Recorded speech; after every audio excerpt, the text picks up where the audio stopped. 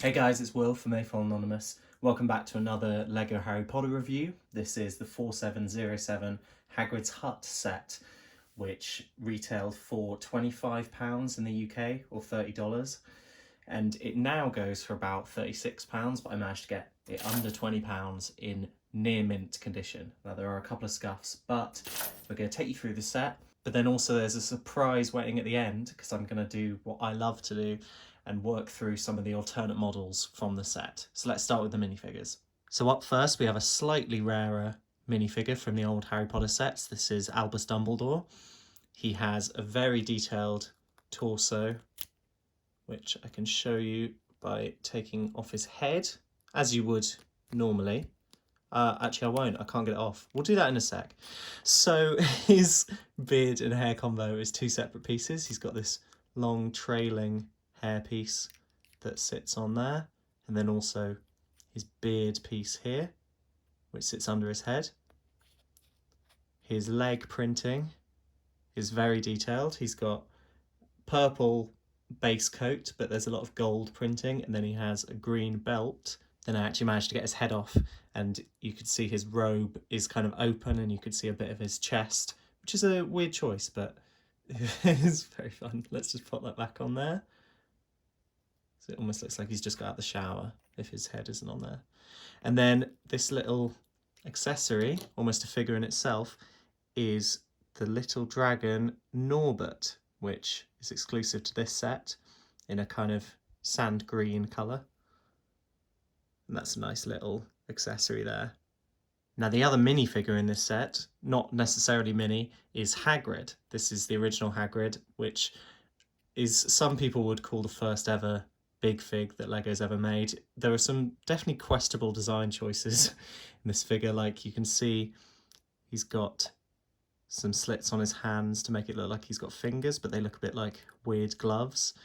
In terms of articulation, there is absolutely none, except for his arms going up and down. And then because of this big hairpiece, you can't actually turn his head. By the way, that is the face print. It looks terrifying. You can obviously turn the head left and right there, but with the hair on, there's no movement there at all. So it definitely captures what Hagrid looks like. I think the printing's really nice and detailed there. He definitely looks big and bulky. Nothing on the back there, but with the hair on, you can't really do much with this figure. He just kind of sits about. Well, not even sits. Can't bend his legs. He just kind of stands about. But it's another classic Harry Potter figure there. Now, starting with some of the mini builds, we have this little cart, and the only real interesting part of this is this lantern, which is just made up of a translucent cylinder piece on one of those 4-rod pieces sticking to the back. It has these little medieval wheels and then space for something to just be dropped in. Annoyingly, Hagrid would probably be the one pulling this, but he can't actually hold it because of his height. If I clip that in there, it always just looks a bit weird, essentially. It looks like he's falling over, or it looks like he's just holding it up with his massive strength. So it's not amazingly designed. I think it would have been better if that was upside down and then he can hold on to the top because he is slightly taller. But that's obviously a change that you can make yourself. And then the second side build is this little trap here. So it's made in a way where pulling this pin out drops down the cage and traps anything that's going inside.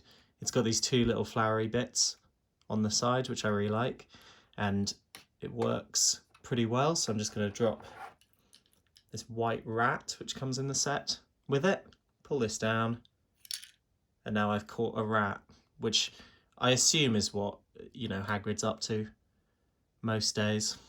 But now it's time to look at the main build. This is Hagrid's hut. Now, as is quite common with old Harry Potter sets, this whole top bit is actually made out of some kind of weird plastic cardboard mix. The detailing on it, the printing on it's really nice, and it matches these brick stone walls, but it is such a shame that half of this build just, it's so clearly not Lego. And I think if you've seen any videos or photos of this set, you can tell it's very hard to like get together, because as you'll see in a sec, taking off this elastic band, it just all springs out. But we'll look at that in a second. First, we're just going to take a look round. So At the back here, you've got this window and then 2 little plants. And you've also got this tower here to act as a chimney. Moving around, you've got a little window here. And then towards the front, you've got more detailing because this is the side that you'd normally be looking at. So you've got a door here which opens outwards like that. You've got one of those printed brick wall pieces, another window there, and then another printed brick wall piece. What I actually really like about this is that a lot of the bottom parts of below the walls have got different textures and colours to the other ones, so it looks quite rugged and like it's been really made in a different way for each piece. But now let's just take off the elastic band at the top, and this is all going to just sprout out like that. As you can see there, all of the parts have just kind of opened up, and then you can just open it up like this. And I always think the first time you look at that, it's pretty cool. Like, it really is. I think it's a shame that they've chosen this, but the design choice, it definitely does create quite a spectacle when you open it for the first time. So this is the insides of the set. We'll take you through each of the sections at once. I say we, it's just me. Here's the door section, pretty standard. We've already seen that open. Next up, you've got a barrel here with a pickaxe in it and also a hatchet. Pop them back in there. This third part here just has this little flame on a piece. Next up, this is one of the most colourful sections. You've got 2 of those antique brass chrome keys that can just be removed quite easily and used on the door. And then above them, you've got a yellow goblet there, and then you've got 2 potion bottles. One is white and red and one is translucent colours. And then you've got this tan owl here just sitting on a bench. This is one of the old Harry Potter owl pieces. Now in this section here, first little red mug, lovely. But it does actually hide a secret. So as you can see, you've got the fireplace on one side, but turning the chimney piece around, it reveals Norbert just hiding in there, and you can access him just by pulling down this piece. And then equally, when he's turned the other way and you turn the model round, that window that you saw earlier, can't necessarily see it so clearly in this light, but he's just poking out there, which I'm sure is a feature. I don't know how often you look in there, but there he is. And then some final details on these sides. Firstly, on the far right, you've got translucent single spider piece there, plus another few leaves.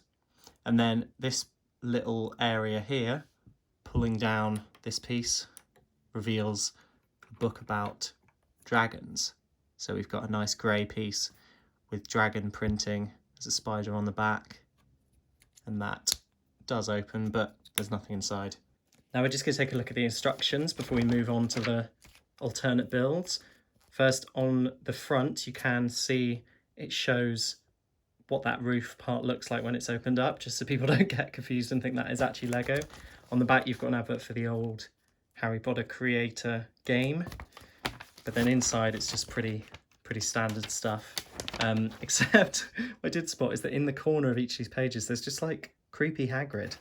Just sometimes he's in different poses and stuff. It's very weird. And then towards the end, we've got some of the alternate builds. I'm not going to be making this one because it looks pretty small and standard, but the ones I'm going to make are this kind of campfire build and then also this windmill farm build here.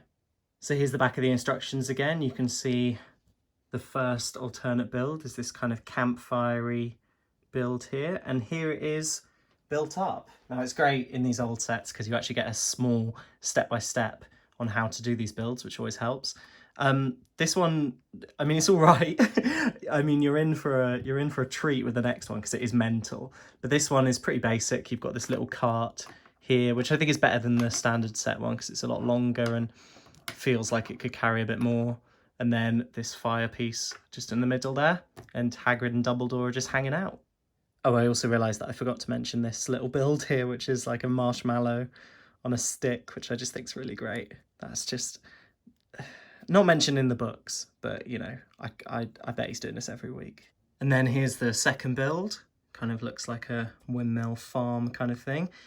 And here it is built up. Now I was definitely wondering whether this would look good once I built it, and I'm so surprised that it genuinely does. I think apart from these being pretty blank, like this almost looks like a full set, which is mad for an alternate build. I think this is the best one that I've actually seen. I'll take a look at these mini builds. You've got this one, which I just think looks a bit weird. It's kind of like a furnace kind of thing, but there's a lot of odd looking pieces there. That's quite nice.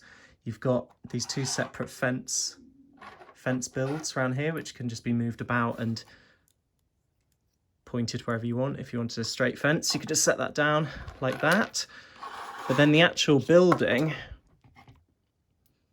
it's just really well made. Like the structure is just really, really solid. Obviously you saw there, this does spin. When I was originally building it, I thought you might be able to turn it from the back, but that's not actually connected to anything. But I think it's probably because of this kind of really nice tiered roofing bit, and then also the print here. It just feels like a complete product. Definitely, you know, a lot smaller than the actual main bit, but it's got, you know, space on the inside, so you could use some of the spare bits to put some stuff in there. I just think it looks really nice. So as a complete product, this set definitely gives you quite a lot of stuff that you could do with it. So that's my review of the Hagrid's Hut set. I hope you enjoyed watching it. To sum up, I think this top bit's dumb, and I quite like the alternate builds, essentially, is my view. I think the hut looks really nice when it's closed off. I think inside as a strip it does just look a bit weird, but it's definitely nice as a kind of single piece. It's just not necessarily a good play piece. Just because of this, it's very restricting. Anyway, I hope you enjoyed it. If you want to see some more Harry Potter reviews, I've got a few up on my channel. Some more rare sets from the old series. And then also there's some haul videos that are out. You could probably check out some adventurers reviews. I might have a couple of agents reviews coming up. If you want to request any videos, do tweet at me at AFOL Anonymous. The link will be just everywhere, you know, social media it'll be about. Or just work it out yourself. I don't want to treat you like idiots. It's been a pleasure. I will catch you guys in the next one. See you around. Bye. Oh, and subscribe.